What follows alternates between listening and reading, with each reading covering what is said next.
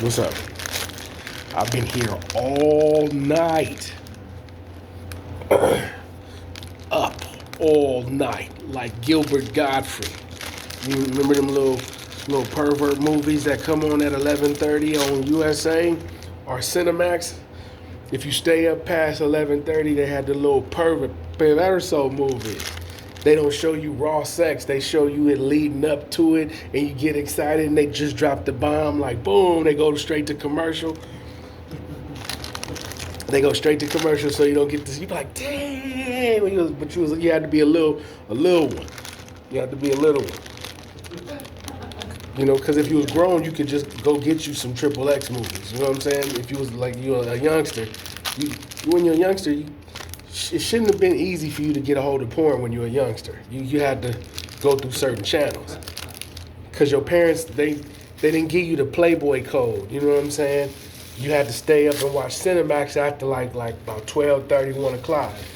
If you sneak and watch Cinemax after about 12, you can see you can see what boys supposed to, what boys and girls are supposed to do. You know what I mean? Because they didn't show homosexuality movies. You know what I'm saying? Like they never had those type of movies on Cinemax and Showtime and Playboy Channel. You didn't get to see two men being together. You got to see a boy and a girl be together.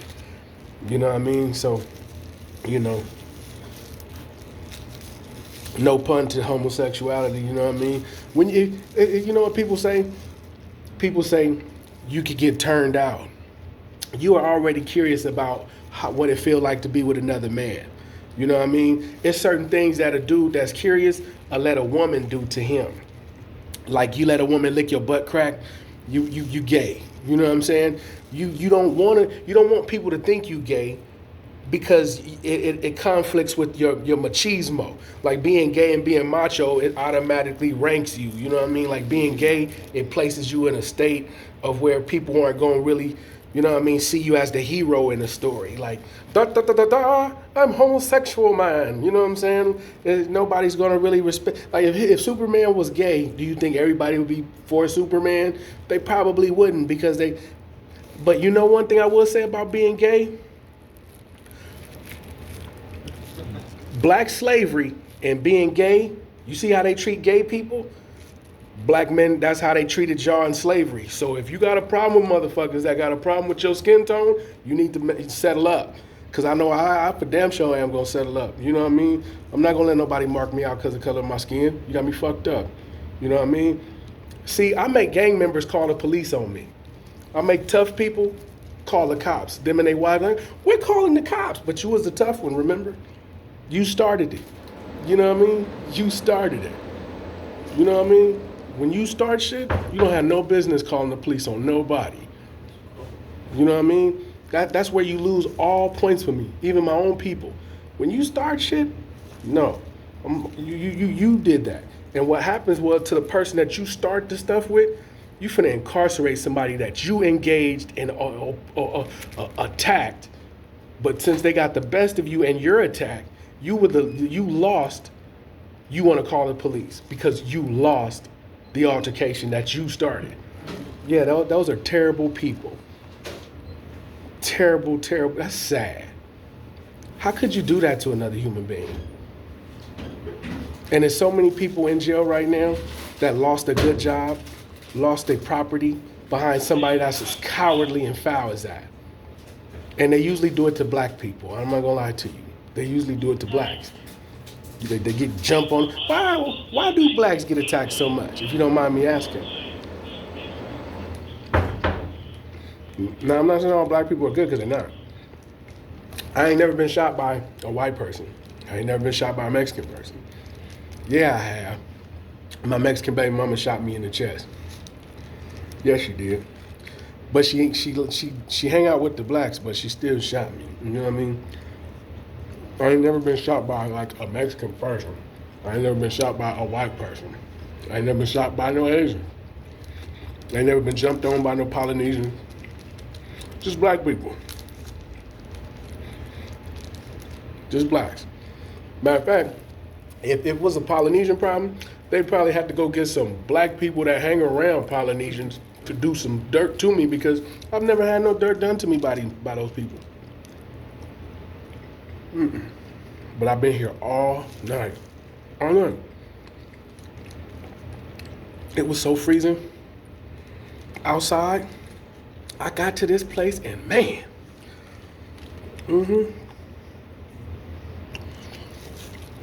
I take you here, take you there, take you everywhere. Yes, I'm at the job.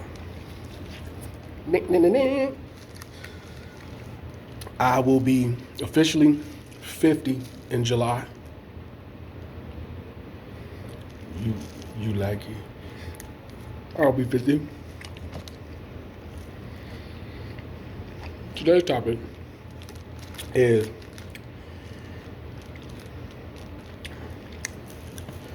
gangbangers, OGs, and the internet. And the internet. And the internet. Now, what I will say, it will raise a lot of flags because I go straight for the jugular. The reason I go for the jugular is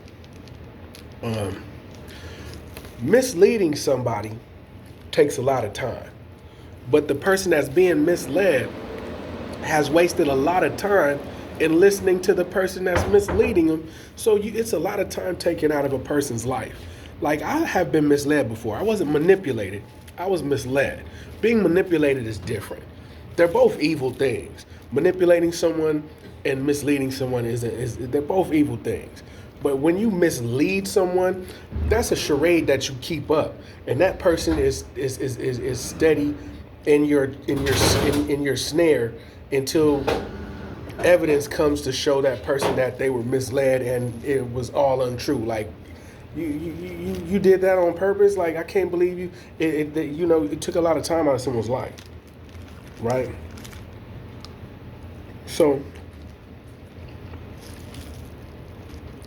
here's where it's very simple math. Very, very simple math.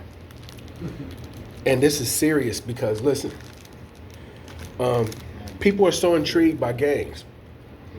They're very intrigued by gangs, and they're very intrigued by the war of gang members.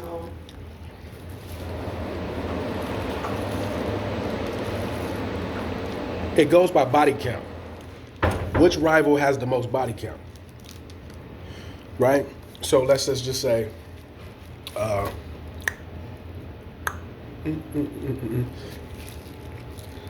Fadu's villains and the Fadu's Pueblos. Fadu's Bloodstone villains versus the Pueblos. Both blood gangs. Right? Who has the most bodies between the two? Then that would be the winner. You know that, right? It's totally the winner. The one with the most bodies. It wouldn't be the one with the less bodies. How are you winning the war with less bodies? You know what I mean? To my knowledge, now you probably say, how did that war start?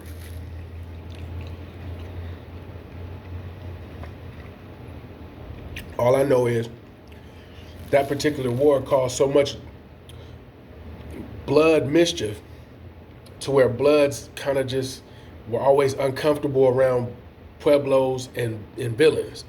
You know what I mean? Because usually Bloods had a code of camaraderie and togetherness. That's what separated them separated the Damu from the Kiwi. What separated the Blood from the Crip really was the discipline and the togetherness of the Blood. You know what I mean? They had a real strong code of, you break those rules, you probably would die. And so the Crips fell apart. Crips fell apart in 79. The Bloods really didn't fall apart all the way to damn near the late 80s, late 90s. The Crips fell apart in 1979. Crips just branched off into sets. 60s, neighborhood, gangsters, mafias. They just went into different branches. It's 1979. So everything after 1979, think about it. Bloods still stayed together. That means Bloods were going to stick together whether they knew each other, whether they just met each other that day, or whatever the case may be. They're going to stand together, or it was punishable by death. Crips didn't. So who really lost? It depends on how you look at it. Actually, it's only one way to look at it, but you could tell yourself something else. Repeat that. It's only one way to look at it, but you could tell yourself something else. If I show you a picture, you can say, oh, you look at it from many ways. What's in the damn picture? And we're not looking for Waldo. I just showed you Crips falling apart in 79. Blood still stayed together. And they had a code of discipline. So who will be winning if one group falls apart? Who would really be winning? Well, why would you tell yourself, I don't know, Crips still held theirs? You told yourself that, but the true answer was what I just gave you. But people still, your brains, it's like y'all just saw me warm up a honey bun and eat it. I didn't do nothing other than heat up a honey bun and just ate it. Nothing other than that. Was I hungry? I wanted something sweet, and the vending machine had it. I got some granola snacks in my bag, right? Is my hair gray or is it black? It's gray and black, but under the black dye, what color is my hair? Okay, that would be the truth, right? Okay, cool. I just gave you the truth and you guys are still being denial about it. I don't know why that is. It's like having a evil ex-girlfriend, part of some bullshit. You know what I'm saying? That's kind of like how it is with y'all. And then y'all be like clout chasing. A real gang member ain't gonna clout chase nothing. He gonna beat your ass or shoot you. Those are the only two things a real gang member is going to do. There's no such thing as clout chasing to a real gang member. You know what I mean? I remember when gang members didn't mess with the computer. They didn't know shit about a computer. You remember when computers came out when you were younger? You had to hit Open Apple Reset. They brought computers to your school, and compared to today and computers back then, you really didn't even. Who the hell wanted to be on a computer? It was so lame. It had a black screen with green letters, so everything you typed was green, and the screen was black, and you wasn't gonna get no other color out of it.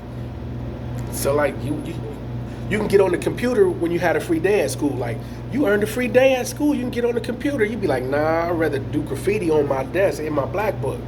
You know what I mean? We used to draw. When He-Man came out, we would invent our own He-Man characters. Me and a cat named Sanumbo, we would go back and forth. Boo, boo, boo, boo, boo, boo.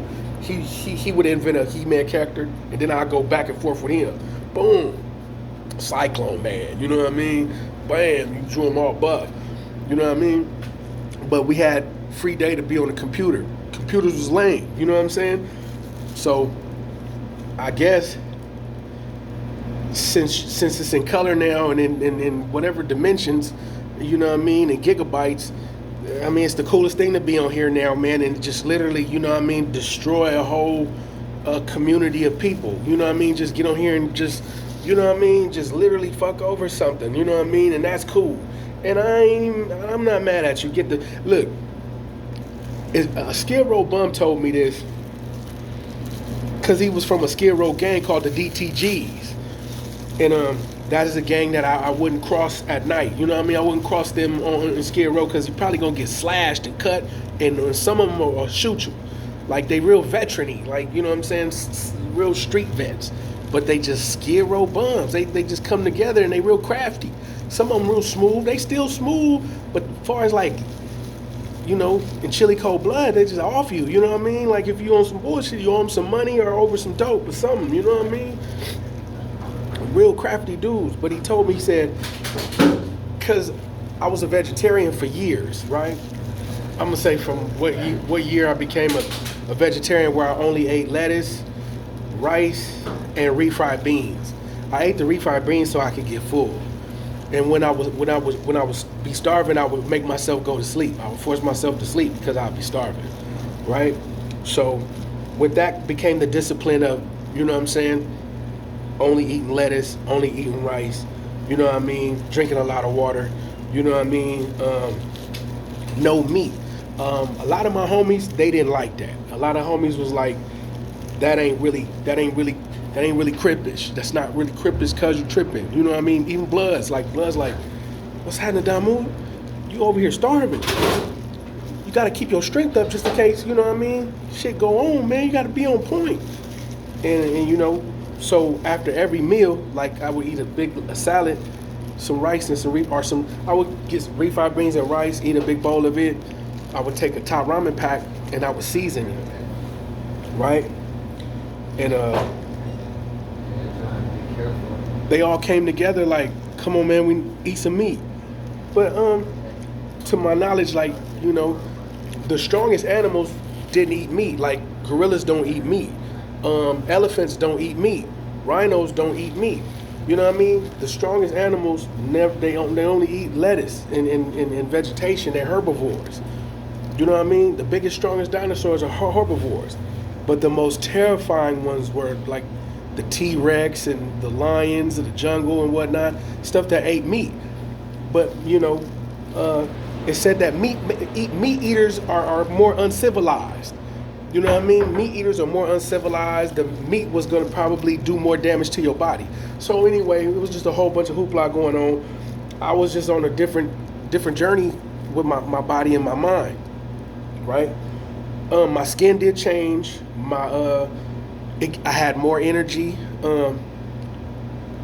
I had high endurance. My endurance was totally. You could throw me through a wall and run and go get me and come throw me some more. Like, and I mean, I literally used to get slammed into all kinds of stuff. We'd be playing around in there, which you shouldn't. We grown men, but we would be more training with each other more than anything. Like, I always use my time to build. If I can't find any time to build, then my mind just be spinning by itself. You know what I'm saying? Now, opportunity, sometimes there's opportunity there. Sometimes we might not see an opportunity there. Sometimes you got to beg and ask people for opportunity. And that's just the true answer. Sometimes you have to beg and ask people for opportunity. The opportunity ain't there until you go ask or beg. You know what I mean? So, with that being said, yeah, I did. I got thrown into like a couple of brick walls and some, you know, earth, you know, moved the ground a little bit. People like, damn, niggas. You know, it was fun. But, you know, only eating lettuce, only eating rice, you know what I mean? You know, that was a discipline that I showed people, you know. Like I said, I had high energy, high endurance. But my family and a lot of my friends, no, I'm not gonna call them friends, associates, they had a problem with it. Now, my homies in my hood, they only certain hoods knew it. Only certain hoods knew it, and only a couple of homies knew it. Excuse me. But my homies, they didn't know. And my family, they didn't know, which my family and them, they part of the hood. So my auntie like, what's this I hear you don't eat meat no more? And she was like, what's wrong with you? She was like, I want you to eat meat. I said I won't eat pork then. I said I'll eat meat, I just won't eat pork. So if I ever go to her house and eat, I'll just eat chicken or I will eat turkey or something like that. I won't eat red meat. You know what I'm saying? I only ate it to not be rude. You know what I'm saying? But as soon as I hurry up and leave there, I'm gonna sleep that off, and my body could tell that I ate some meat. You know what I mean? Like, my whole demonstration is different. Like, I was a lot stronger because I didn't use supplements. When I say supplements, like pre-workout and creatine, I've never used that stuff until I was like 34 years old. And it affected me a lot different. So I was just on vegetation when I was in the gym. And my strength was pretty high for a person that's just on veggies. You know what I'm saying? But my brain also is the one kicking it out. You know what I'm saying? Like, I go somewhere else when I'm working out. Like, when I'm working out, I'm really not there with you. I'm trying to get to a finish line in my brain. You know what I'm saying? Because a lot of it's in your brain. You know what I mean? I realize that if I count to 100 when I'm working out, the more and more I start counting, the more and more it starts becoming heavier. So what I do is I'll start back from 1 again and trick my mind. So if I'm doing 100, I'll give it to you in tens. 1, 2, 3, 4. Perfect form. 1, 2, 3, 4, 5, 6, 7, 8, 9, 10. Start over from 10, because if you go 10, 11, 12, and as more and more you progress, the more and more your body will trick the mind will trick the body. And it'll be like, damn, and then you'll be like, oh. So I learned that the brain is more powerful than the body. And the brain has its own mechanisms. Like it sometimes it's on autopilot. Like this motherfucker's on autopilot because I didn't tell it to do that. My mind convinced my body that it's tired. So I learned to trick my mind. I'll give it to you in tens, cool? Now give me 100 right now. I'll give it to you in tens. 1, 2, 3, 4, 5, perfect form. You do things in perfect form, it feels differently. So if you've been doing things wrong, when you do it perfectly, you might can only do 10 to 15 of them because you've been doing them incorrectly. So your body is accustomed to giving it to you incorrectly. All it takes is for you to position your hands or shift them a different way and then close them in and bring them out to change the whole atmosphere of the whole situation.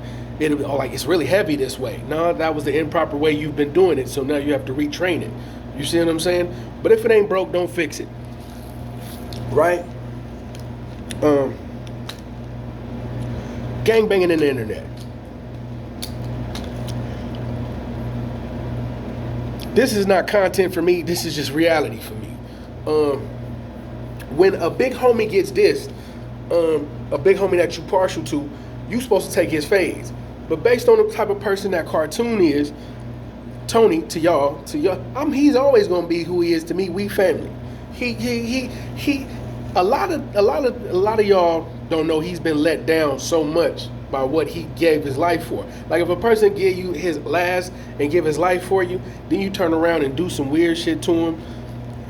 It's just like what's his purpose in life? He devote everything to what you a part of.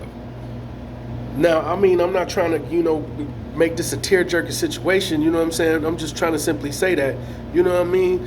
Hey, man, y'all somewhere down the line made it cool to betray one another and be real scandalous to one another, and y'all pat each other on the back, and y'all high-five the niggas that do the most sick and decomposist type shit to one another. Like, man, I fucked his wife and his baby mama, you know what I mean? And he the big homie, yeah, you know what I mean?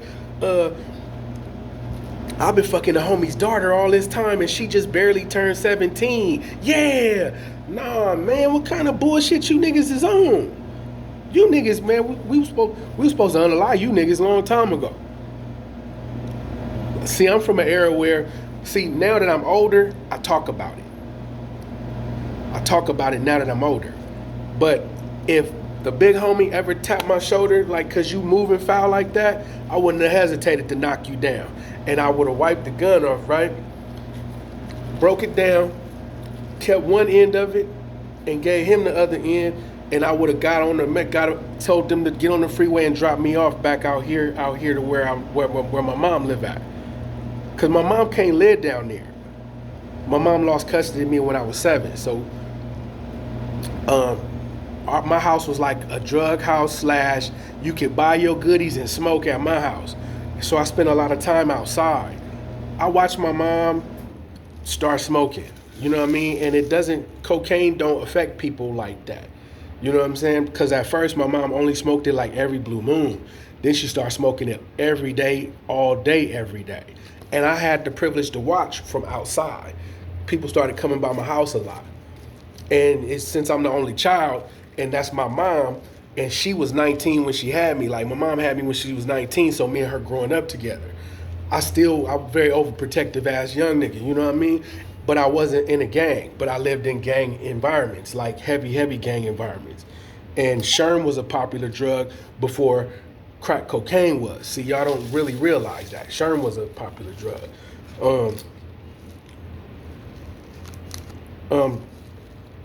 Shot calling and big homieism is not the same. A big homie and a shot caller are not the same. A shot caller is somebody who's appointed by a collective, which makes it an organization. I am from a disorganization. That means there's no heads. You could try to give it some heads. But it's not going to happen because most of them are either dead or most of them are in jail. So there is no like 1G to go to. There's a multitude of them. So it's like this. Who could ever kick the most ass and take names and deal the business? That's usually the big homie that we gonna go with. Now, if he's a young nigga, You know what I mean? And he was intelligent, but he operated out of, you know what I mean? You got two bags to work out of. You got a kid of respect and fear. Respect and fear may look the same, but only a real man, a real man can tell. As a kid, I knew the difference between respect and fear. I never feared cartoon. I always respected him because it's too easy to kill somebody. It's way too easy to kill somebody. So why run around being scared? If you scared of a specific man, there's one man that's running around here that you terrified of.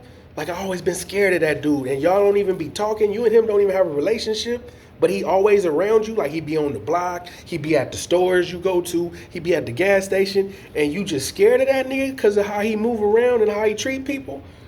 How would you deal with him? Because growing up, there was dudes that I used to be like that, but I learned as a kid, by the time I was like 7, that those are the dudes that you would probably have to kill. I'm not finna live around you and be scared of you. I mean, literally terrified of your ass. You know what I'm saying? So when you live in them environments, it's like, man, I'm not finna live around these dudes and be terrified of them. I'm gonna go to school like I want to. If they stop me, try to take my shoes and other stuff like that, then we just have to figure it out. But being terrified, nah, man. That's out, nigga. You learn that in the house before you learn that from anybody outside. There was some niggas running around that niggas was terrified of. That's not respect, that's called fear. You know what I'm saying? Big difference.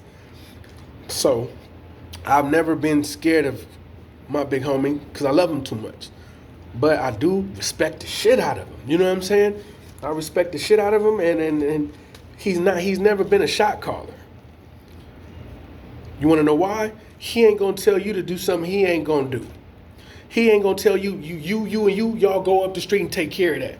He gonna take y'all up the street. He ain't gonna tell y'all to go up the street. And that's why he always go. If he ever called me for anything, which he never will, but if he ever be like, I need you to take care of this, like, you know what I mean?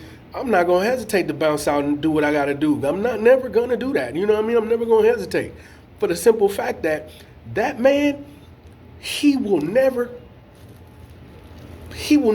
let's just say, because this is why gangs really are bad. Y'all don't really realize that. I don't know why children gravitate to gangs. But usually when your family are from a gang, there's always that one kid that don't be from the gang, but he's always seen as from the gang because he got the backup of the gang. So let's just say me and you, all our brothers gang banging, they're factors from this gang. They're factors from the neighborhood. I'm a regular kid and I'm intelligent, you know what I mean? I'm not going to be part of the gang. But as soon as some kids jump me at school, guess what? My brothers and my cousins are going to come up there. So I'm backed by the gang, right? You might as well be a part of it. So if something really, really went bad and they saw me going to a store, or saw me going to a gas station, like, there goes that fool's brother right there. That is that fool's little brother. Fuck that fool. You know what I mean? I go home all messed up. Freaking Tiny Joker and them, man, just paid me a visit and I didn't do shit. What's going on? Yeah, man, they just killed such and such over there. You guys always do shit and don't tell me nothing. And one day I'm going to get killed for no reason, fool. That's usually how the innocent live in a house full of people that gangbang. And I'm speaking from personal experiences. You see what I'm saying? So this whole lifestyle should be taken seriously.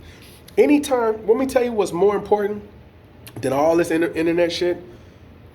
The dead. Who's all been taken away from this planet from gangs? Who's been brutally, savagely murdered behind gangs? Now let's take it a little bit more seriously now. These people have been brutally, savagely murdered. Your grandbabies, your children, a mama's only son, savagely murdered. How many, I got shot at 16.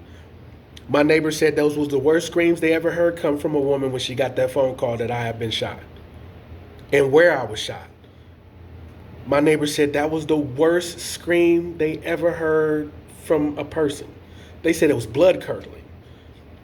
The housing committee in our apartments, because we lived in condos, like some people own their condos, like what do you call condos? When people own their apartment and they rent it out?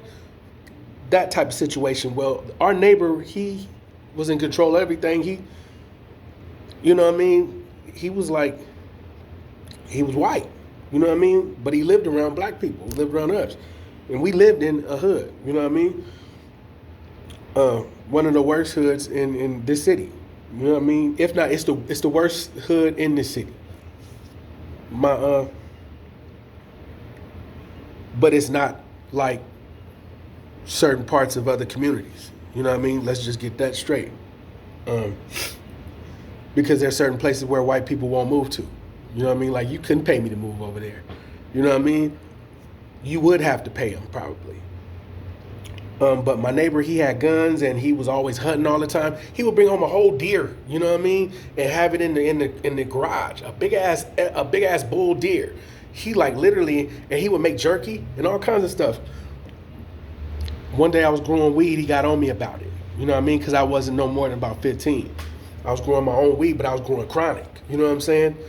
You get the chronic has big old seeds. I would bust the seeds and get a coffee pot. Anyway, I'm getting off the subject.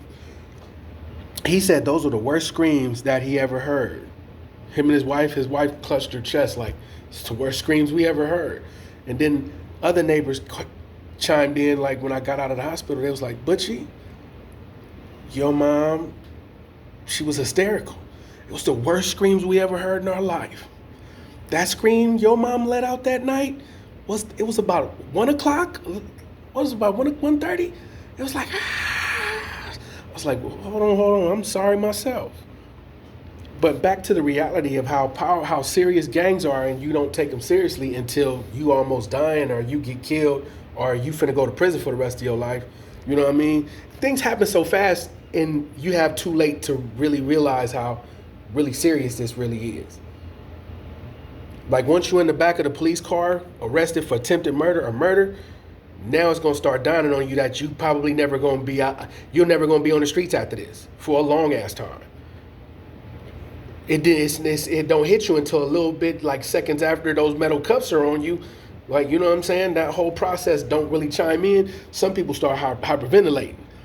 And that's where niggas get to start snitching. Right around that time where you was moving so fast and them the cuffs on you for murder or attempt murder and you might not be free again.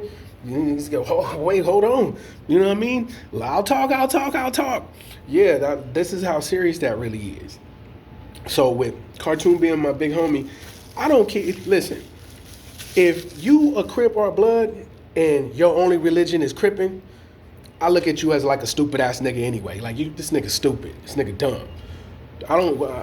Anybody can kill anybody. Little kids kill people in Mexico all the time. Little kids practice beheading people before they, become official cartel members. You know what I mean? Some of us were kids when we shot somebody. You running around like, I ain't no Christian nigga, I'm a Crip. Crip is my beliefs. You be the first nigga get knocked out, knocked all the way out, stomped out. You get beat up by a civilian. You know what I mean? Because I used to run all through, I done been all up in the 80s and through the 70s, you know what I mean? Niggas be like, a lot of times Watts niggas, us regular people, we used to think that Watts and Compton niggas tend to act a little bit harder than South Central niggas in other areas. Like, nigga, we kind of like harder than all of y'all. You know what I mean? Because it is a different atmosphere. It's a different type of human being. You know what I mean? But you got South Central niggas too, and Inglewood niggas and whatnot and so forth. But to have a belief system of Crippin' is my belief, you know what I mean? I'm a full-fledged Crip and yada, yada, yada, yada. Okay. When a nigga call you out for the fade, I've never seen a Crip tell a nigga a long story on why he couldn't get down with the nigga. I ain't never seen a Crip do that. Not no real one. You know what I mean? One that was probably a hoe, a bitch. I seen a lot of them chump it out. You know what I mean? I seen a lot of niggas like, you know what I mean? Like, aren't authentic. Being authentic is not really real anymore. Based on the fact that, I'm just keeping it a band with you. This is just the truth. Once y'all allowed protective custody to be a part of the lifestyle in the streets, a lot of niggas aren't who they supposed to be. You know what I mean? Because what criminal needs to be protected from other criminals? Where the police have to, what's the police's job? And this is where ignorance is at its fucking finest, if you don't mind me saying it. You a whole gang member, but the police job is to protect you, to make sure you go home okay, because people are trying to hurt you based on the fact that you a gang member. That's some of the stupidest shit I've ever heard. And then you a black gang member and nothing but white cops have to protect you. And then you got the nerve to say, I don't like white people. They the ones that kept your stupid ass alive. They the ones that kept your stupid ass alive. So when something is really, really asinine and stupid, it's hard to get respect from others. From other people, they don't, if I can't respect you, then I already passed judgment on you. The judgment has already been passed. So I don't engage in that type of activity. So I do demand and acquire a little bit of respect. I'll never go to protective custody. I have no reason to. I have no reason to. You'll never find me in protective custody. Why? You the Crip that don't even believe in God, but you finna go to protective custody? What kind of weird ass niggas are y'all? And y'all be having 60,000, 100 million followers. This nigga got plaques from YouTube, from people that be watching him. And this nigga a whole ass weirdo. This nigga can't fight.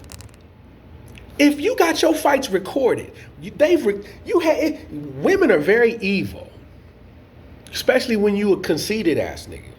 Women are very evil. So they seize every opportunity when you at your lowest. Like you drunk, passed out, pants down or something like that. Women that, you hurt their feelings or whatever you did to them, they take the camera out, usually on obnoxious, weird ass nigga. I try not to be obnoxious. If I passed out, I generally drank too much. It ain't because I'm obnoxious. This person just a bad person to be recording. Like, it's a lot of them in my set. Like, females that'll just start recording and then I ain't never even done nothing to them, never even talked to them to date them or nothing like that. There's a lot of girls in my hood I never talked to because they the homeboy daughter. You know what I mean? I'm going to talk about the homeboys that be fondling the big homies' daughters and I don't say nothing. I'm not going to say names, but you probably going to figure out who it is. And they be like, oh, don't do that. That's messy. Homie, you really ain't supposed to be doing that type of shit. Because if I go to prison, I don't want you talking to my daughter, just to be honest with you. Not until she at least 18 or 19, nigga. You know what I mean? Anything under 18 or 19, I don't want you talking to her. You know what I mean? And you know I don't get down like that. But a lot of the homies, I'm only calling them homies because we from the same set. I'm not calling them homies because I hang out with them or I deal with them. That's not why I call them homies. You know what I mean? But there's videos of specific gang members that caught a fade, that caught some fades on the internet back in the day and now. Nigga, you can't fight. I'm a regular person and I'm not saying you can't fight. When a person learns how to box, they learn technique and form. Form and technique. That's when it look like you can fight. You know what I'm saying? You have form. That's what you learn when I'm going to take a boxing class. You're finna learn form and you're finna learn the basics.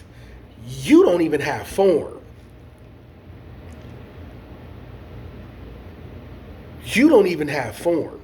And far as fighting go, brother, you barely, I don't even know how you even, and then y'all was mad at the people that was filming because both of y'all didn't have no form. Both of y'all wasn't those caliber of niggas. You know what I'm saying? Both of y'all not those caliber of niggas. Like, you know what I'm saying? As far as homosexuality go,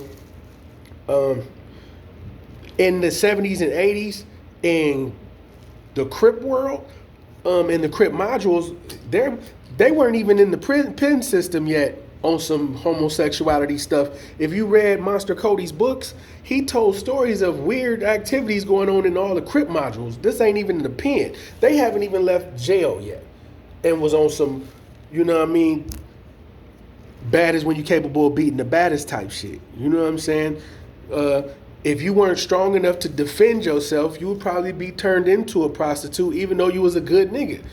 And when I say you wasn't strong enough to defend yourself, I don't expect a Volkswagen to go head to head with a truck.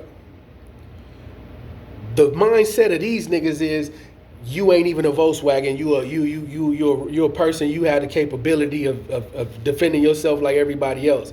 No, it's some shit that the law of their relativity says no shouldn't be done. Like, nigga, you way too big for this nigga, and you have a skill. You way skilled, and this man, he doesn't have the skill art form. He doesn't have the basics. His instinct ain't gonna allow it to happen. So once a real situation break out between the two of you, and your light go off and his don't, he's in danger.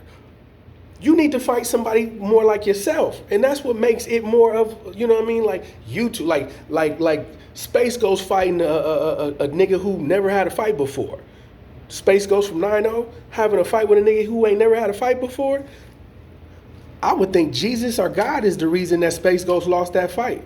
Like, Space Ghost lost that fight because that boy had God on his side, and all the power and energy out of fear got the best of Space Ghost. Space Ghost probably defeated itself, but 9 times out of 10, the way Space Ghost is, you wouldn't. People that can fight can't beat Space Ghost up. Space Ghost trains too hard. Space Ghost has a skill that sets him above regular people. No one wants to be regular. In society, there are people that just say they just want to be regular. But if they don't get acknowledged by other people, people commit suicide because people think that nobody's paying them attention. Like, hey man, why dude kill himself? Oh man, he was in a bad place and he felt nobody cared, and you felt nobody cared. You felt nobody was paying you enough attention, so that's why you killed yourself? People lie a lot. It's good for them to lie. I'm an only child, and I had a parent who didn't really socialize too much with people who got high and other stuff. She separated herself from that when I was a youngster. You know what I'm saying? So I only have my mom, and then I have certain homies, you know what I'm saying, or whatnot. But I'm really alone. I've been alone.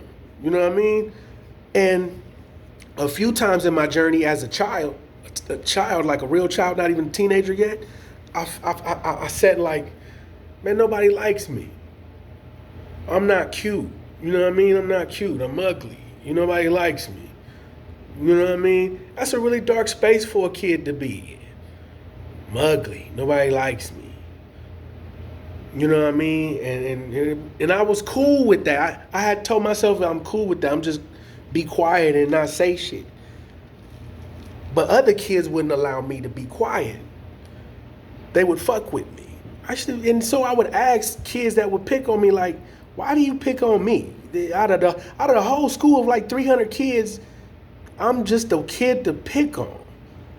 There's other kids here that you could easily fuck over, but you chose me. So I flipped it on them. You know what I mean? Like, yeah, what you got for me today? You know what I'm saying? But I had mastered the art of the sucker punch. You know what a sucker punch is? I'm a good actor. So I would play victim, and then I would explode with a right cross or right hand. It would be a jumping right hand, like Mac from Punch Out. I would, you know what I mean, take a couple of hops and jump up and fire, because my bullies were always bigger than me. I would take a couple of hops, jump up and fire, but I would do it so fast, but it would be like kids would have like a big old circle, and I'd be in the middle of the circle and they'd be roasting me. You know what I mean? Look at his nappy ass hair. You know what I mean? Look at your shoes.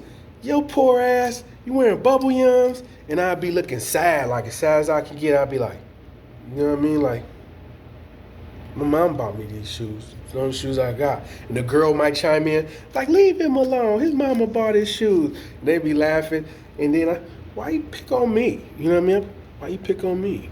See, it's hard for me to do it now because I have muscle structure. You know what I mean? I have muscle, and it's different. But just picture a little kid, a little 7, 8, 9-year-old kid. You know what I mean? Why you picking on me? And I explode with a punch. Bam! Bust this whole shit. See, a lot of people be like, "Oh, you got those scars when you was..." Nah, this is elementary school. Like, these scars on my hands, only a couple of them are adulthood and teenage years. Like, maybe 2, 3 of them. Maybe teenage adulthood. All that's just, his hand is all screwed up. This is elementary school. Man, I kicked the dude, his name was Victor. Victor was a big ass dude. But he was always with the dudes that was picking on me. I kicked him in the balls. He went down, and then I chopped him in the mouth. Bam! Yep. And he chased me for a couple of months. And then the school chimed in. Because I never let him catch me after that. After he went down, he felt he had to prove himself after that. Because he was too big to get beat up by a little person like me. I'm a bit under the weather, excuse me. I kicked Victor in the nuts so hard. You know what I mean? I was in the 5th grade, I remember. I kicked Victor in the nuts hard, man. Like, Bill, blah.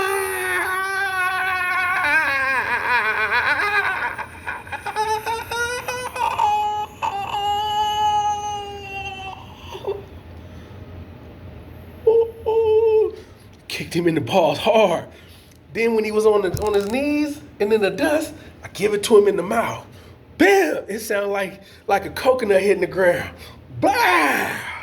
Bust his lip. His sisters and them came up to the school. He had sisters. His sister, because I was black, he wasn't. He was brown. You know what I mean? But his other partners, you know what I mean? It was a collective of them. He was the only brown one. It wasn't more than, he was only brown, so it wasn't a brown-black thing. It had nothing to do with race. So, you know what I mean? His sister was pissed. You know what I mean? His sister was totally pissed. You know what I mean? And it made me the bad guy on top of being picked on. So I'm at home again in that dark space. I'm ugly. I'm poor. Nobody likes me. And then something evil, real evil. Like maybe if you were dead, or maybe if maybe if you just, you know what I'm saying? Maybe if you were dead, then it would be better. And I'm like, yeah, that's probably it. Maybe if I was dead, it'd probably be better. But like a 5th grade kid, that's sad. You know what I'm saying? So I was like, maybe if I was dead. And so just for about a couple of weeks, like maybe 2 weeks, you know what I'm saying? But based on the caliber of person I am, I didn't let that feed on me. That evil that was on me, it was a lot of not being around love. You know what I'm saying? It was a lot of, like, you know what I mean? I was living with people that didn't love me. You know, my mom was already gone. My mom was in jail, and then she had to go through a whole bunch of other stuff. We couldn't be together. They took me out of her custody. So it was like, you know what I mean? I outsmarted my bullies. And I didn't outsmart them with my hands to fight them. I outsmarted them with acting and cunningness. So after a while, my bullies stopped falling for my acting. Like, nah, don't try to sucker me in. What's up? You know what I mean? You're bigger than me. You niggas is damn near like 6 feet to me. I'm in the 5th grade. You know what I mean? I don't have no brothers to call, no cousins to call. I walk to school by myself. One time, I missed so many days of school in the elementary school, there was a goat on the way to school. A big goat. And he eat everything. He eat cans, magazines, newspapers. He eat everything. So he became my friend, a goat. Some people told on me that I was feeding the goat every day. But I didn't know I missed that much of school. Like I would miss a lot of school feeding the goat. You know, hours of school feeding the goat. So my dad pulled up while I'm feeding the goat. My dad pulls up while I'm feeding the goat. I'm like, yeah. So my dad like, get your ass in the car. He said, what's wrong with you? I said, nothing, I'm on my way to school. He said, boy, it's going on 11 o'clock. How long you been feeding this goat? I feed him every day. Come on, man, let's go around to the school. So my dad get in the school tell my dad, hey, what's up with you and the goat, man? Like, you feeding the goat. I really don't want to be at this school, man, and I kind of feel like killing myself. You know what I'm saying? And I don't have no reason to kill myself. I don't. I might not have as much money as you, man, but I tell you what, if you don't talk your wife out of not thinking I'm cute, Oh, he a bum. This nigga crazy and some more shit. If you gotta tell a woman not to talk to a man, you a whole bitch anyway. Let her talk to who she want to talk to. You know what I mean? A lot of men are bitches. I'm just being honest. And they got it from their daddy. You know what I'm saying? They got it from their daddy. And I'll prove how a lot of men are bitches. If was you in protective custody and you call yourself a man, you chose a life of crime, got arrested and told the police, I'm scared. Don't women usually say they scared? I've never said I was scared of another man in my life, and because it's not because of my pride, it's how I was raised. I don't think it's too manly to say that you're scared of another man. He bleeds just like you do. Shouldn't you kill what scares you? Or try to at least. You that scared of that man, I believe you need to take care of that. Why does he terrify you so? What is he doing that terrifies you? It's the things you've seen him do to other people. It's the way people run or they're terrified of him and you don't want to be a victim of his, so you either stay out of his way or you just terrified of him and you live amongst him like that. There was a dude like that in the community where I lived at. He was from Grape Street. They called him Dupree. That was his real name, Dupree. They was terrified of Dupree. Dupree was one of them type of people that, you ever see martial arts on TV? The stuff that the acrobats do, that the camera tricks, well, he could do that shit in real life. It wasn't camera tricks. But he was known for gunplay though. Like he was gunplay, carried a 45, he robbing people. But far as like fisticuff wise, he literally could do the shit that the martial artist was doing on the screen. The camera trick shit, he did it in real life. So people were terrified of him. It was something about me where he terrified everybody else except me. You know what I'm saying? Like, he told me, he said something about you. Because one day, it was a dude named Aki. I think Aki was from A-Trey. Now I'm about 13 years old. I don't gang bang. It's just me and my mom walks to the store. She'll park her car and she'll walk to the store because it's only at the corner. So it was a dude down there snatching purses. Now I say to myself, here we go again, because I moved back with my mom in my teenage years.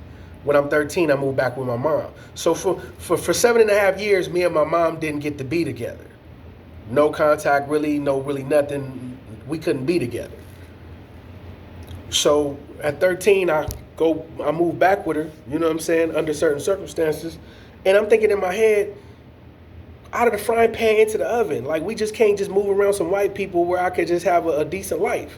You know what I'm saying? We just got to live in these environments. And I realized that these are environments that she can afford. My dad can afford any type of environment, to keep it a band. Only environment my dad can't really live in is like a rich motherfucker type of environment.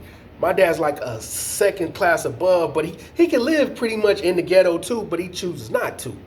You know what I'm saying? My dad is a hustling ass nigga. You know what I mean? He come from the generation of niggas that had lowriders. Like, he had a 1964 on switches in 1965, 1966. He had 1965 lowriders in 1966 and 1967. That's a nigga having money. You know what I'm saying? He was having money. He had a couple of cars, 2 Camaros. You know what I'm saying? Dudes from the Majestics, they bought their first 65 from like my dad and shit like that. But anyway, this nigga named Aki at the store, stealing purses. So I tell my mom I'll be back.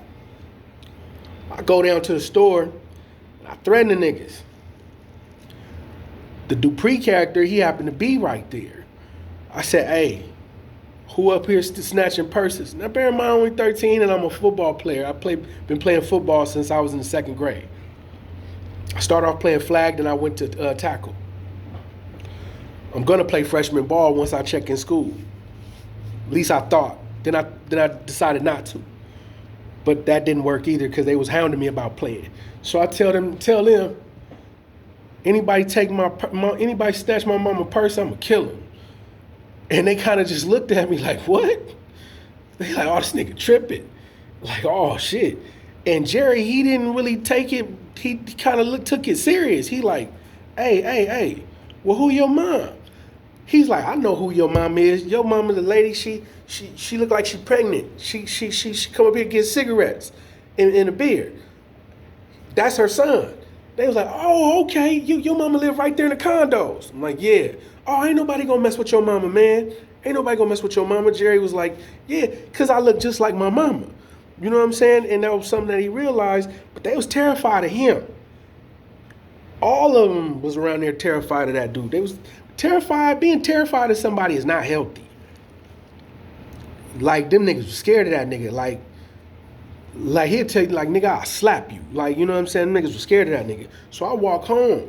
And one day he saw me, he was like, man, I want to talk to you. He said, it's something about you. He said, something about you, man, I can't put my finger on it. He said, but I usually don't let niggas threaten me. You know what I'm saying? I don't let no nigga threaten me. But it was something about you. And it still stick with me to this day. It's something about you that stick with me to this day.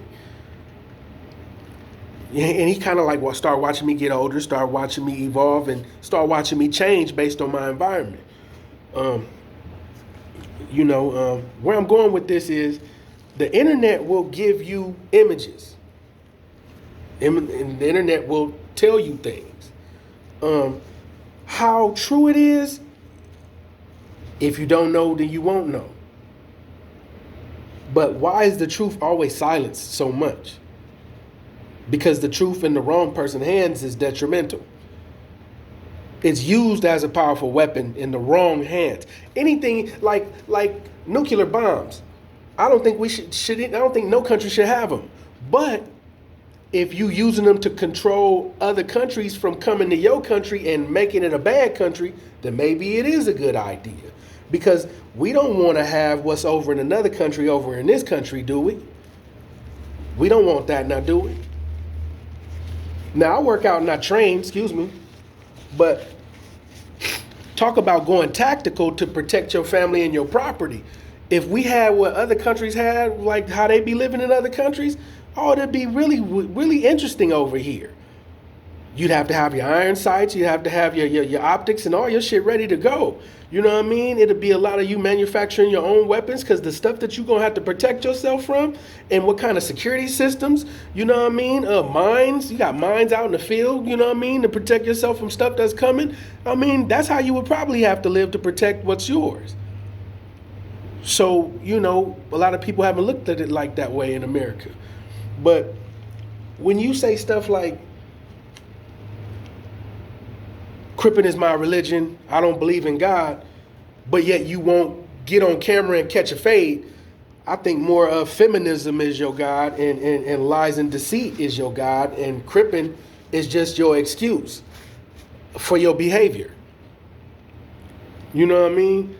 So somebody attacked my big homie Cartoon today. I don't know if it was today or not, but he said he didn't know if he wanted to be a Christian or a Crip. I've known a lot of gang members that got God in their life. They God conscious. They'll go to church. I'm going to say this. If you don't believe in God, don't let your homies get buried at a mortuary and have a preacher up there talking about God and the hereafter. How come you guys say, I want the homie to rest in peace? You think your homie going to heaven? You guys are so contradicting to where real oppositions, like real organizations that believe in real things, like real hateful organizations, they don't feel the way you feel. They're not going to have a funeral for their homeboy and have a pastor talking about heaven and the hereafter and stop the violence when he belongs to what they belong to. They're not going to have a pastor for that. They're going to put him in the ground. They're going to make sure he has a nice casket. They're going to spend some money. And then they're going to get drunk and talk shit and talk about the bad times that were good times. The bad things that were good things. That's what they're going to do. But with black people are so scatterbrained. And they don't, this is where a lot of times the Nation of Islam chime in and they try to give you some dignity. The Nation of Islam tends to try to give black people dignity. Like, oh, you're from the lost tribe of Shabazz. You know what I mean? You're a stolen person. You have a culture. And then you start chiming into your culture, and then you start telling yourself, I come from kings and queens, and this and this and this and that. How you gonna come from kings and queens and do some sucker ass shit? Nothing but sucker shit come out your mouth. Cripping is my religion, man. I don't really do the Jesus thing. Either I'm gonna be a Crip or I'm gonna follow Jesus. I still listen to Jesus. I listen to God, because God is a part of me. I was created in His image. I'm a son of God, but I don't behave all the time. I am a son of God, and I misbehave quite a bit. And my dad, he spanks me periodically, but he knows I'm one of his best sons. He's told me this, like, out of all my kids, you go ahead, because I've always had a relationship with him. When those dark moments had came, I only had God. In the spiritual realm, you could either be talking to God or you could be talking to the devil. The devil will trick you. He's never tricked me. No, I take that back. He has tricked me a couple of times. And I knew it was him after the dealing was done. I knew it was him after the dealing was done. But God ain't gonna trick me. He gonna let me see, he gonna give me options and see which one I pick. And what's of him and what is not of him. So y'all get on here and y'all talk about dead homies. You know, I don't have nothing against Hefe. I really personally don't have a real, I mean, he has my number, but he deals with certain people that I don't deal with. So it's nothing personal. But he can always call me because he has my number. But he likes to go, you know, hit me on IG, and then he'll go from there, like, you know what I mean? But it's not hard for him to find out certain information about me. It's not. But Spider Loke said that Ant dissed his homies first. He dissed his dead homie first. Right? Spider Loke said, okay, you dissed my dead homie first. Okay. Now, as real gang members, not internet gang members, not about content, not about clout chasing, you diss my big homie, you diss the homie, and we feel that we need to hash this out, like, as men. Like, you know what I mean? You diss the nigga that I fuck with that can't defend himself. You a nigga that this is like, that's just like if the homie, like, you like, if let's just say a nigga such as certain people like no good in Mexico, he can't defend himself. I'm gonna hit you up about it, and we gonna, you know, and then a lot of times dudes be like, they be trying to hurry up and take it to a crew thing, like my whole crew with guns against you and your fade. Like, that's their way of turning down the fade, because they really can't fight, bro. Like, a lot of these niggas really can't fight. I'm 50 years old, these niggas can't fight, bro. These niggas can't fight, man. Because I'm gonna tell you, who have you fought to where you know you can fight? You beat up the Paisa dude at the donut shop? You broke your hand on him? He was drunk. You hit him twice, he fell, he was drunk. And you think you can fight from that? Who have you fought that had a reputation that you beat up?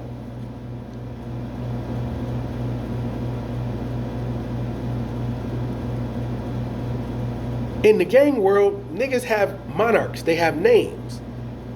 I'm Tin Man, nigga, I'm Joker, nigga, I'm Clown, I'm Payaso. Payaso's known for boxing. Me and Payaso got down, it was a standstill. I fought Payaso to a standstill. And that's where the respect come in. Woo, he got down with Payaso. He gave Payaso hell. He gave Payaso hell. Him and Payaso went at it. Damn, homie. That was a badass fight. Them fools fought to a standstill.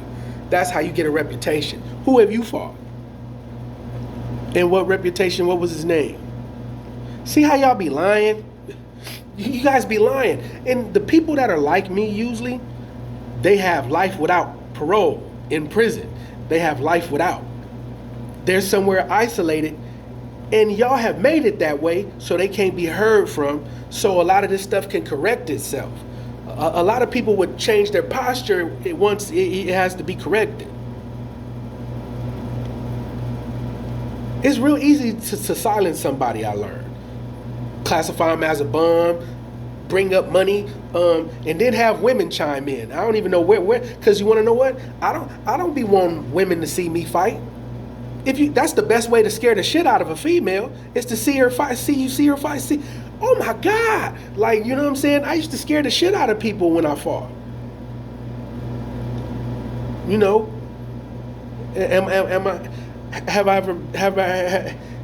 molestation is not always a man touching another man.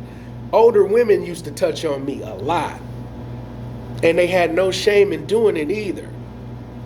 There was a lot of older women used to love my company, used to want my company, and I ain't even out of the 9th grade yet. From 15 going on up, man, you could talk about somebody being fondled and chased around by females. Yeah. Now, these women weren't ugly, so I don't have no complaints. Like, it would become molestation if I didn't want to. Like Bobby Fischer, he didn't want to. You remember when the girl was molesting Bobby Fischer? Yeah, he didn't want to. Like, you know what I'm saying? I don't have no complaints about my assailants. They were actually really, really pretty. You know what I mean? So, you know, like, it's like having a crush on your teacher. If she was to give in, would it be molestation? Not in my book, it wouldn't, because I'm in love with the teacher. You know what I'm saying? So if it happens, it happens. But to other people, it's like, oh my God, like, that's just terrible. You know what I'm saying? But at the end of the day, women, I never really wanted women to see me fight. Because, man, like, it was explosive. Like, you know what I mean? Somebody face coming apart, or somebody, boom, like, oh my God. Like, you know what I'm saying? It's always to that extent. You know, certain type of women. As I got older, I started realizing that certain women are, you know, cool with it and certain women ain't. But that's the best ways to silence a black person. With money and females and some more shit. Like, just ruin a person's reputation. A lot of people are like, you got to get to know you. You're supposed to get to know everybody. You don't let somebody tell you something bad about a person and you don't know if it's true or not. You're not going to convince me not to like this dude and I don't know if it's true or not.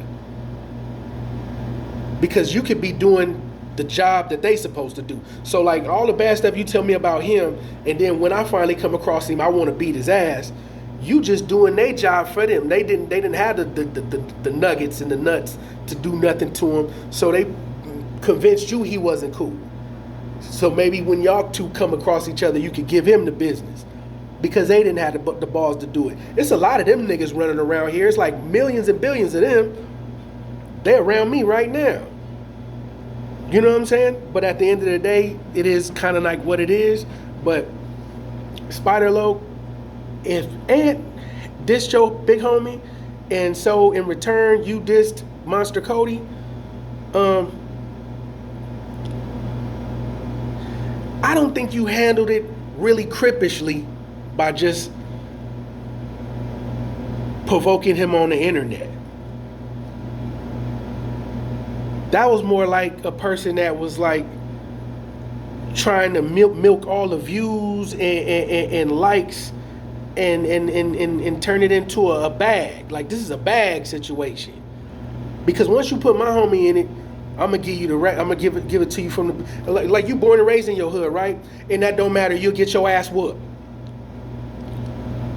Being born and raised right there will not stop somebody from throwing a left hook or a motherfucking roundhouse punch to the roundhouse to your stomach.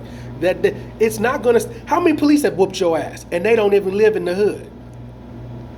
How many police have slammed you up, twisted your arm up, and you were screaming and complaining, talking about I'm gonna file a complaint because he hurt you, and he not from the hood. So just because you born and raised from over there, slid and went back home, got away with whatever you got away with. Okay, you've done all of that. Then as what you believe in, what you see leave in, you didn't sleeve in it enough to where you ain't gonna let nobody diss your dead homeboy that you had a rapport with without telling him we need to have a man-to-man. Hey, we need to have a man-to-man personally.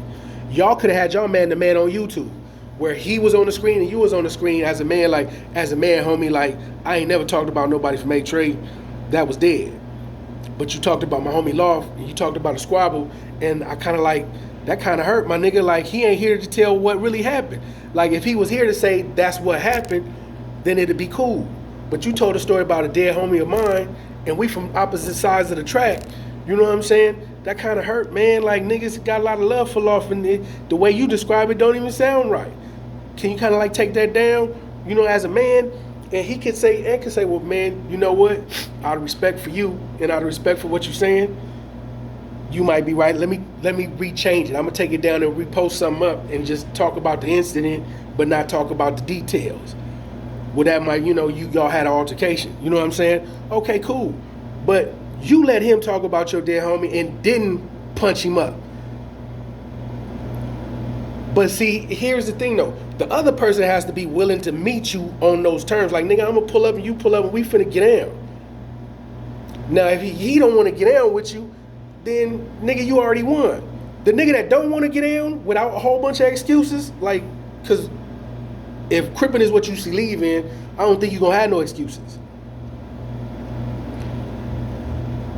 Like I done did some crippin', and I'm from Avalon, and I don't have no excuses if you want to get down. You want to get down, let's get down. How about that? You know what I mean? How about that? I believe in God, and I done did some crippin'. Can't say I'm gonna do some crippin' tomorrow. I done build with some bloods and do what they do. Don't stop me from crippin'. But if you want to get down, let's get down. You know what I mean? How about that? There is no other excuses. But what you sell to the internet, that's totally something different. What you tell kids on the internet, that's totally something different. What you get a whole bunch of likes and views, then turn around and say everything is clout chasing. Oh, you clout chasing. Oh, you just clout chasing. Okay then. How about this? If we were to go to jail, would they put you in your county jail, right? Or let's just say we were in LA County and separate in IE and LA County. Where would they put you at? Would you have to go to K unit, like K10, K something else, or would you be on the floors? You know what I mean? 33,000, 4,800, 3,300, 22. Where you gonna go? I know you're not going to K nothing. I know that, right? We don't go. You're not going to Twin Towers, are you? Because they got room for you at the booty house. You going to the booty house? They got room for you. Hey, you know what I mean? They call it the booty house. You want to go to K? You want to go to the Twin Towers? Okay, now if we was in IE, they got the max units. Now the homosexuality tank is F2. It was F2. Long time ago it was F2. You have all your transgenders and everything in there. F2. F-wing. I don't want nothing to do with F-wing. Nothing. F nothing. You'll never find me on F floor. F nothing. I'll never touch F nothing. You know what I mean? Now 6 and 5. 4, 5, and 6. You're going to get a red jumpsuit and you're going to go to Supermax.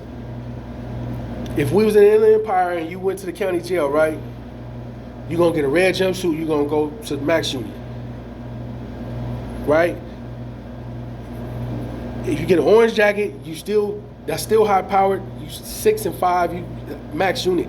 That's like multiple murders and niggas who got pulled in their gangs. Niggas who can, you know what I mean, ride a kite and have dorms take off on each other. All that's going on up in there. They have a different structure in the Inland Empire. You know what I mean?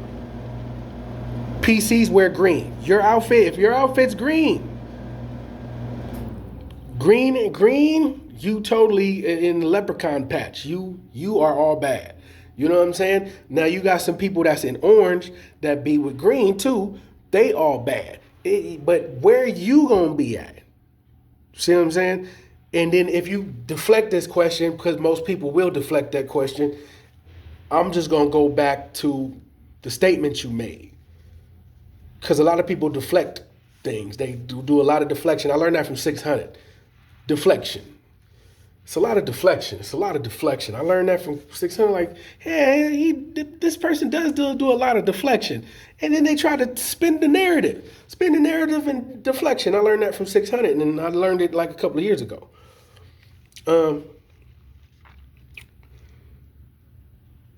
Now, When you diss my homie because you in your feelings about you and another nigga said, we believe in God over here, bro, because we need to be consoled by a higher power.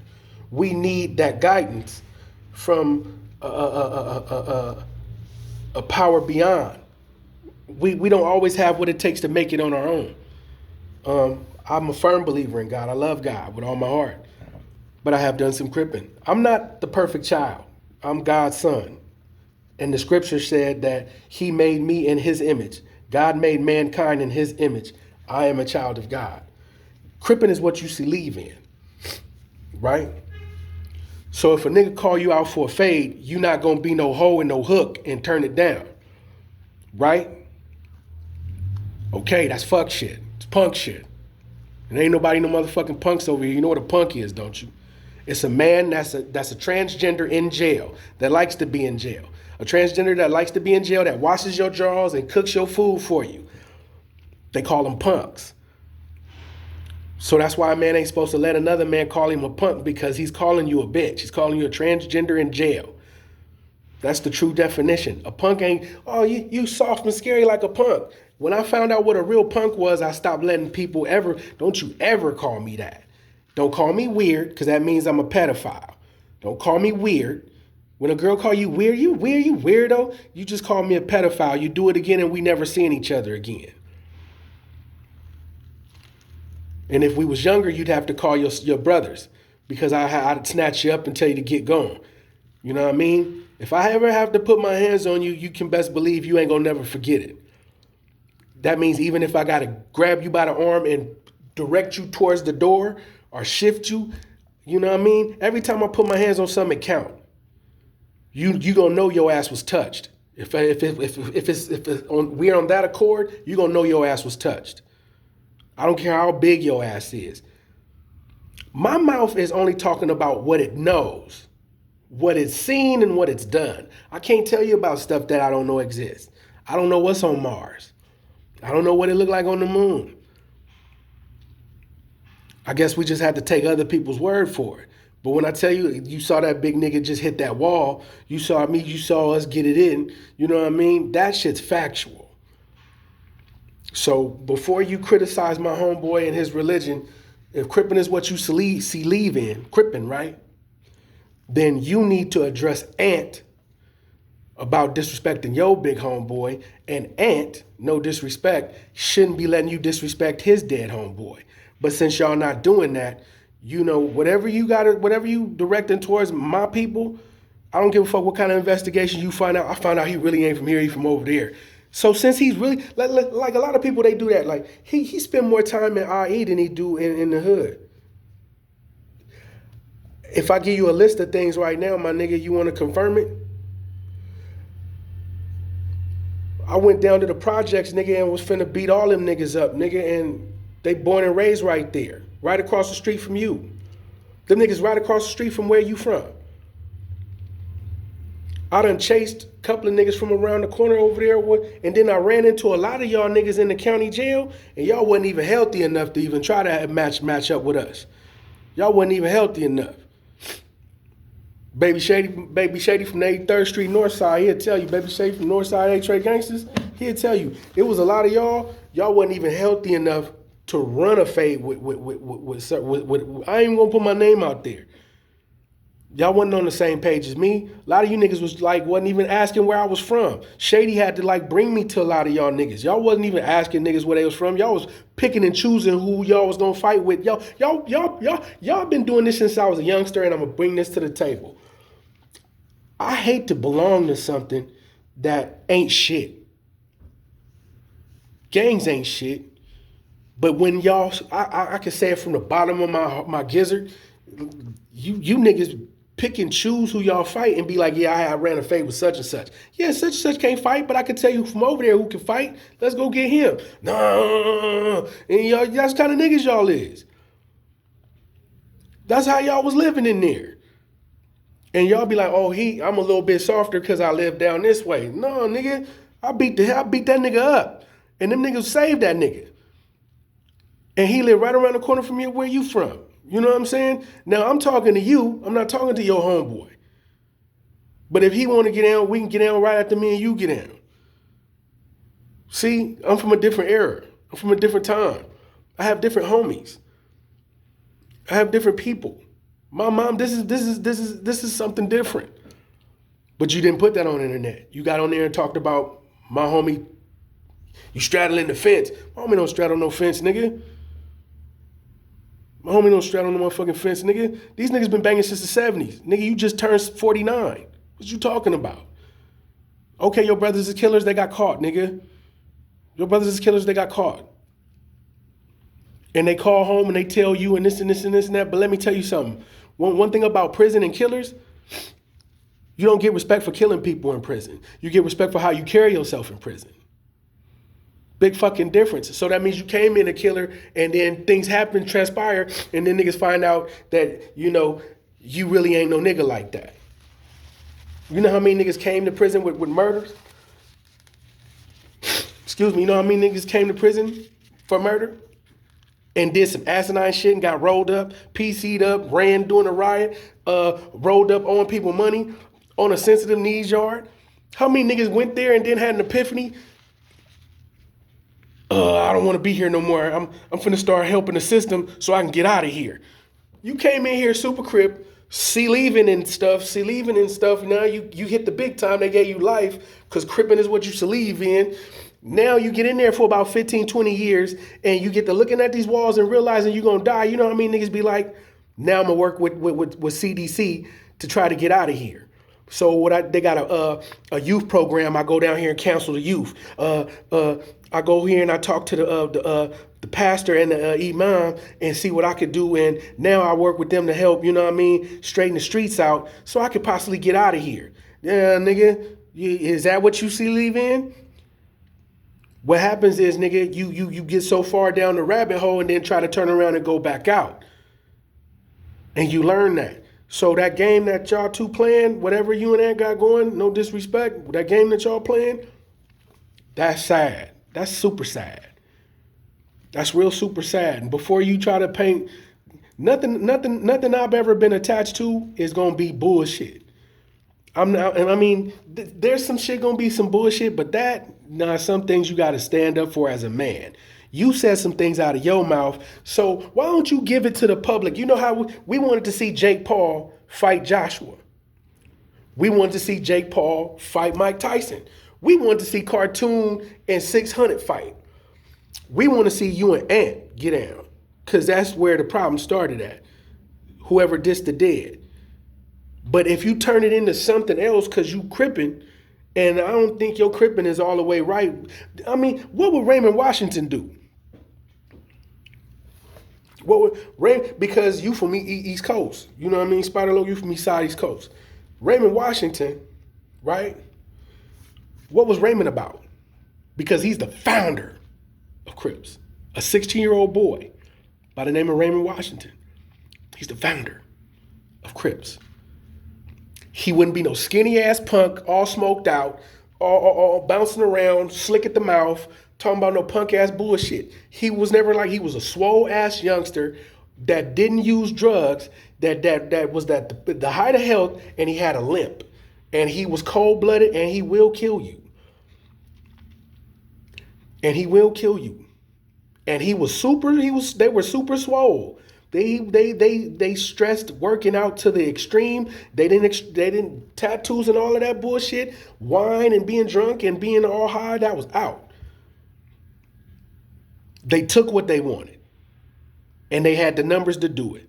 Now, if cripping is what you see leaving, and that was the leader, if Ant called you out for the fade for disrespecting his big homie, why wouldn't you get down on your cripping? Because that's weird. So whether my homeboy is a Christian or whether my homie believe in God or not, don't get on here and tell him what he's supposed to do as far as how he worships. And like to worship God is to have a relationship with God, and that means to communicate with him through prayer. Talking to somebody that possibly can't answer back. You don't know what kind of relationship him and God have, but you gonna tell him how to live and how to act when you aren't doing what you supposed to be doing, cuz? When you're not doing what you or Ant ain't doing what y'all supposed to be doing. No disrespect to Ant. No disrespect to Ant. But a nigga you call my homeboy a homosexual and some more stuff, and then keep pressing the issue. And then the only thing I can say is I'm not gonna give it any energy. I'm not gonna get it any thought. That's not what Crippin' is about, is it? Or is that what we want these kids on the internet to think that that's what Crippin' is about? That's what we're teaching kids now. Being a coward is really big in the black culture. Have you realized that? Being a real punk bitch is really big in African American culture these days. And I don't think that's right. I don't think being a materialistic slut as a man should be part of my genetics. You know, I don't think being real materialistic. I'd rather have a virgin asshole and a wooden box to sleep in and a job that don't pay me shit than being somebody's hoe or a bitch or being just a punk and a little male slut, a male prostitute. You know what I mean? And then my only excuse is, man, I got a Bentley, I got a Jaguar, I got a Range Rover, and it's better to have money and I could just pay somebody to do this. Nah, man. What's the difference between you and that nigga that had the double cheeseburgers or the nigga that'll suck your thing for a dub? Remember that nigga? I got these double cheeseburgers. You know what I mean? Okay, then I'll just suck your thing. How did you see that dude? I couldn't see myself giving nobody no head for no drugs. Could you? Like, damn, is it that shit? I suck your thing for it. Like, you know what I'm saying? Like, that's weird. Okay, but what would you do for $1 million? Would you suck a thing for it? Like for $2 million right now, nigga. You know what I'm saying? Would you suck a thing? Or would you let somebody just ridicule your grandmother right now? Or, you know what I mean? Would you prank your grandmother and give her a heart attack and shit and she's in the hospital so you can get some views? What would you do to fuck over somebody? What kind of ritual would you do? Because I don't do rituals. I don't do rituals. I don't have to do rituals. What you want, a blood ritual? I don't see how you going to be a gang member and haven't fulfilled your part of a blood ritual. You ain't never tried to kill nobody? You ain't never hurt nobody? You ain't never tried to hurt a person before? You one of the strangest gang members I've ever met. You know that, right? A gang member that's never tried to hurt nobody? You don't have to be a gang member to try to hurt people. Sometimes people are just wild like that, just inquisitive minds that run the streets. You know what I mean? But I don't think I need to complete any blood rituals like what you want me to draw a pentagram and place somebody's body on the pentagram and cut them up. I mean, I'm not doing that. That's something I ain't into. I'm not into that. You know what I mean? If that's what that ritual consists of, like you got to draw a pentagram, then put candles, then place the person, and then cut them up. Shit. How do you explain that? Yeah, because if you get caught for that, you know there's people that do that got caught. The Night Stalker got the death penalty. But guess what? He got fame. He got everything he wanted in that deal. He became real famous, but he got the death penalty. But he died from hepatitis C. The Night Stalker, he died from liver cancer. What's that other dude that worshiped the devil and killed people? Yeah, he got the death penalty and he got all the fame. All the cameras came to look at him because he was very crazy to people and he got a lot of fame. Is that the trick that the devil gave you? Why y'all get on here on this internet and say stuff like that? Knowing that's not how this shit works. That shit don't work like that. And stuff don't work like that.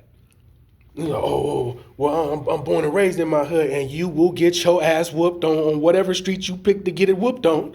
You'll get fucked up. It doesn't matter where you from, bro. You'll get fucked up. It doesn't matter. I walk around knowing that it's a possibility I can get fucked up right here, Rancho Cucamonga.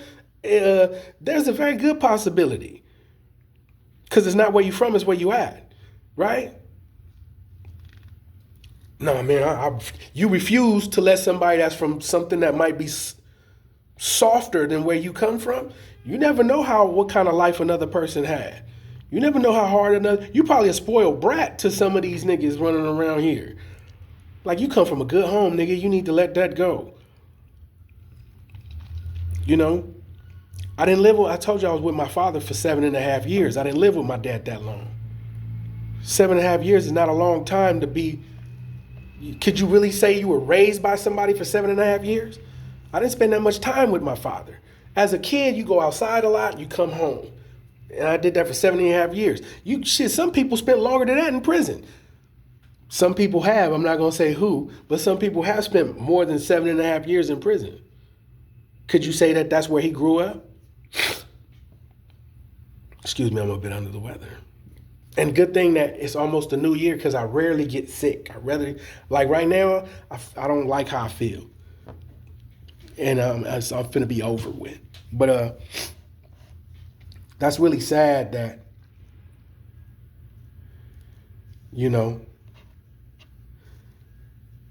that you said that, what you said about Monster Cody, and nobody wants to like whoop off in your ass about it. Like, nobody summoned you. Like, nobody told you, like, come on, man, come on, let's get this. Nobody's done that. So it's all make-believe to me. Whatever this is, it's definitely make-believe to me because I know what I know. Like, ain't no way in hell you gonna do some stuff like that and don't nobody like attack you for it, man. That don't make no sense.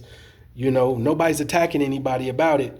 But what was real evil, what you said, man, and I suggest, since you only see leave in Crippin, you sit down and you find a higher power to give you some power. Because I don't just talk to God and ask him for things. I don't ask God for nothing that I ain't supposed to have. But I ask him for knowledge and wisdom and the strength to achieve what I need to achieve. And if I need to whoop your ass, you can best believe that I asked God the night before me and you got down to make sure that I take care of business. So when we lock up, I got to do my part. So there will be some calculations and some adjustments that need to be done.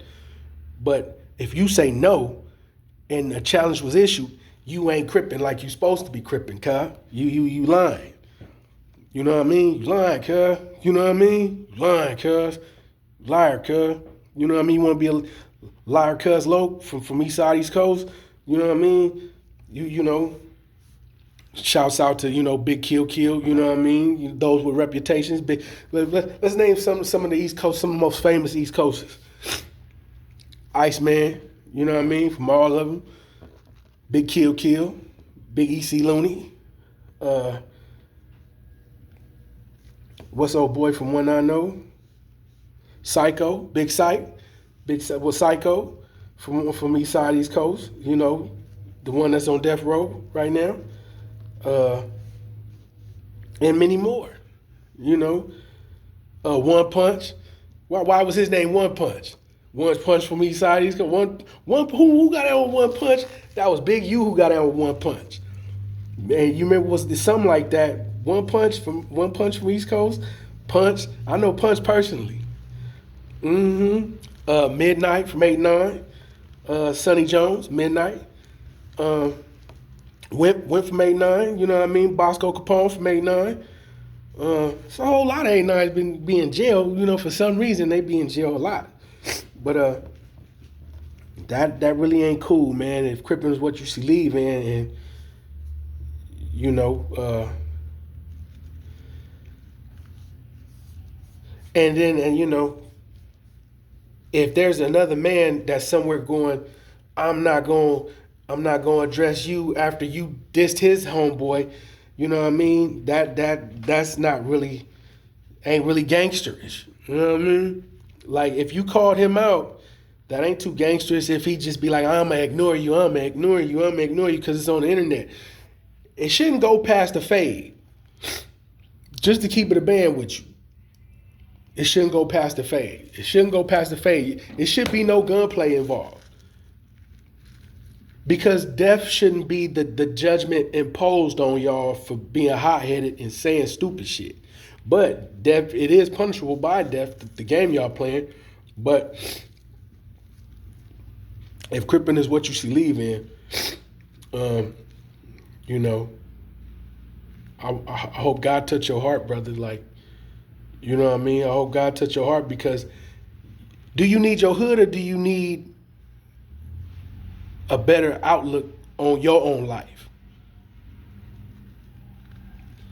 Because if I spin this narrative to you, I don't have a mom, you do. Every time you go outside cripping as hard as you do, she worry about you coming home. And if you the sole provider for your mom and them, she worry about you going to prison for the rest of your life like your brothers did. Because your brothers are in prison, they not there. What's the difference between being dead and in prison for the rest of your life? It's a very thin barrier. You in prison for the rest of your life, but you can never be in society again. And that's why prisons are built in rural areas, places where there is no society. They're far from society. And they're probably going to die in that place if they don't start cooperating with that system so they can let them out, which is against cripping, you know what I mean? Helping and cripping, working with the police and cripping is an oxymoron. That don't go together. So you guys need to really be peculiar about what you say, because somebody's listening. Watch what you say. Someone's going to hear exactly what you said. Then you'll be living. You're going to be living. You remember that song? Watch what you say. It was a whole bunch of little babies that was listening to what you be saying. There's a whole bunch of babies, little kids, and Shaka Khan was singing. She was like, watch what you say. Someone's going to hear exactly what you say. I want to be like Spider Low, cuz. Spider from the hood, that nigga always got the whip. Niggas respect Spider, nigga. You know what I mean? Nigga, I'm on that. I'm on all of that. Nigga, I'm this and this and that. I'm going to be bigger than Spider. Yeah, but keep it a band. If Spider be on some weird shit, Spider ain't even no nigga like that, then you go to jail and you run into niggas that's on something totally different. You go to prison and whoa, like, wow. And then you start making these adjustments, but by then it's too late because you got like 25 years, 30 years. What happened to you, black man? What happened, black? What happened, brother? We supposed to be brothers. You know what I mean? Hey, why you doing this? We supposed to be brothers. Don't give me that brotherly love shit, nigga. You see how you niggas is? You niggas is evil. You are. You niggas is evil. Hey, man, why you want to rob me? We supposed to be brothers. Nigga, I don't want to hear that shit. Fork over the chain. Cough up the shit. That's sad. But if crippling is what you should leave in, that's cool. You know. But I believe in God. I'm God's child. He loves me. I know he loves me. You know, you been shot, Spider? You see the zipper? That one will go all the way. It's getting uglier as I get older. Like, my abs. You see the little definition of abs? I'm not even tightening up. Look, I'm gonna tighten up now. Bam. You see the little definition? These are rib cage. You see that? I'm gonna tighten up now, but I wasn't tightening up before. You can still see some product of something, but you know, God is the only reason I'm still here. Cause God, he loves me. God loves me. What about you? You ain't gonna get down? So, you know, Keyway, you and that, y'all gonna get down about that? Or y'all just gonna let it die out on the internet? Or get somebody page snatched? Or how this gonna go? You can figure it out? You can figure it out? What you gonna do? You can keep going at the big homie? You can go at the big homie all you want to. He ain't gonna pay you no attention. How old you think the big homie is? The homie like 60-something years old. 60-something years old, Jack. A lot of y'all niggas be dyeing y'all hair and go back to being immature. That's not why you should dye your hair. That's not why you should dye your hair. Do not dye your hair and start acting young. Don't do that. Do not dye your hair and start acting young. Like, shit. You know what I mean? It look good on me. you don't like older women. You don't like older women. It says a lot about a person that don't like older women. You an old ass nigga that don't like older women. What's the youngest a woman could be? Or what's the oldest a sister could be? See, that's y'all in this internet. You know what I mean? Doing the devil's work. I don't do the devil's work. As long as she legal, that's where you. As long as she legal, would you go to Epstein's Island? Would you go to Mexico and go to Revolution? Because you know them prostitutes be underage. I've never been to Mexico. I've been close to Mexico though.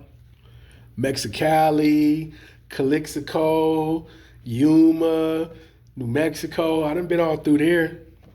But I ain't never been on the other side of the border like that. So before you come at my homie, just keep it a band with you. Because this ain't about no money. It's about money with you, but it ain't about money.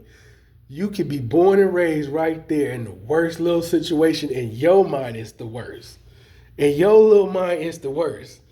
Based on how you like, man, I grew up, that shit. I grew up, was raised with killers. Since you was raised like that, you should not be getting your ass whooped by nobody that's from a softer area or from a softer environment or from a nigga that's from something that's totally contrary to what you grew up in. But me knowing myself and me seeing the things that I've seen, me knowing that demonstration is the only way, in anything in life, I'm gonna leave y'all with this, in anything in life that you do, you would need to give a demonstration.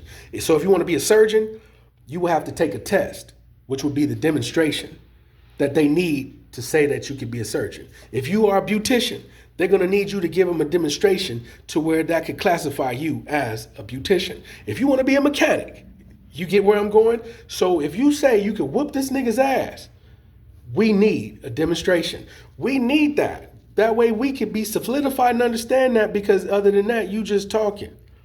And we don't believe you. You're a good businessman, right? You property and everything, and you could take property and change it into this and that. We need a demonstration from you. I'll give you a demonstration. Check these last addresses and check this property here. The before and after is amazing. I changed that right there. I'm the person that changed this.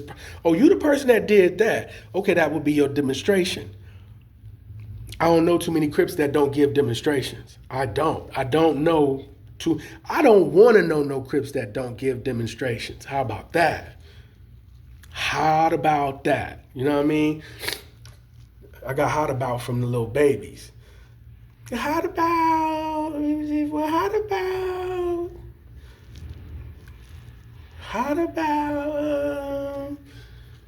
It was one baby. His name is Abel.